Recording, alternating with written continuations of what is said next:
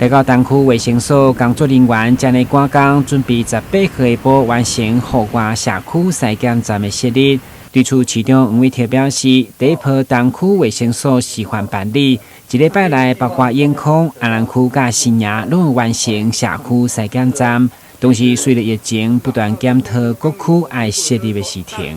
我们目前在这几天紧锣密鼓之下，我们要成立社区的筛检站。再跟大家报告一次哦，这是筛检站，不是快筛站，也不是普筛站。我们的期程是从今天下午在东区卫生所会率先示范成立一站，那1周内会设立4区，包含东区、永康区、安南区、新营区。那会滚动式检讨在37区是否有必要继续的设立。另外，我们的族群会每天公告针对于高风险的族群，大家会问说什么叫高风险的族群？高风险的族群就是我们现在在疫调中，随着个案数的增加，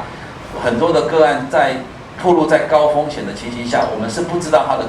个资的，是找不到他们的。我们只能透过很多的媒体公告说，请在某天去过某个地方，尤其像火车哪一节哪一乡，你去过的人，请你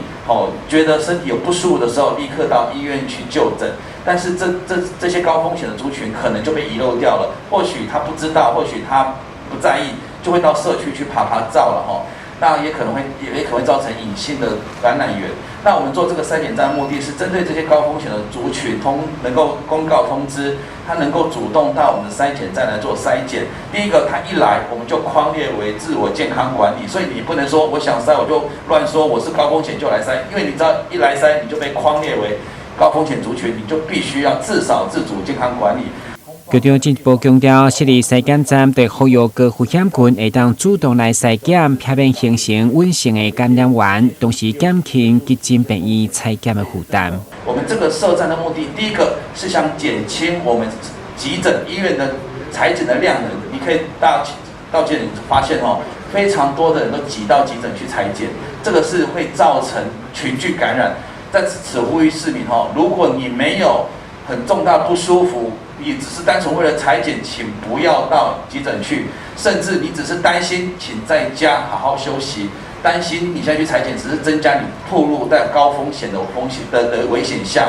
那我们除了减轻我们这个医院的量能之外，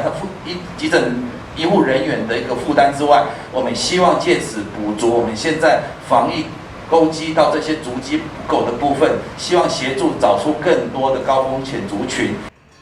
简单讲，社区筛检站就希望协助找出高风险的族群，卖当透过自我健康管理，将感染的风险降到上低。但新闻军及将作为采访报道。